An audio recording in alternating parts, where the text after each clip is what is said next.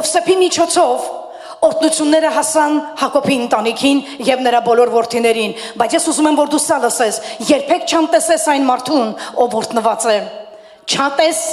Չատես այն մարդուն, ով օրհնված է։ Միգուցե հենց իր միջոցով է Աստված պատրաստվում օրհնի քեզ։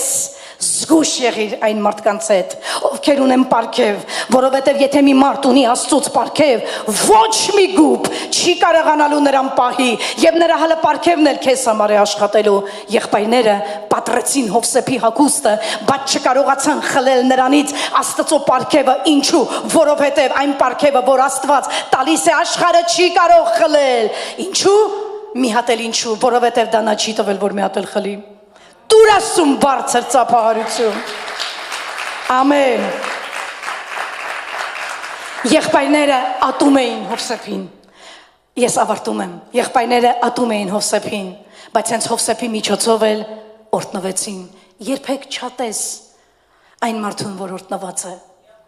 Երբեք չատես հարուստ մարդուն։ Երբեք չասես քեզանից ինչով էինք պակաս։ Ստեղ պակասի եւ ավելի հարցը չի, հարցը նրանումն է, երբ գալիս է քո կյանքում կրիզիս, դու կրիզիսը ոնց ես դիմավորում։ Այո,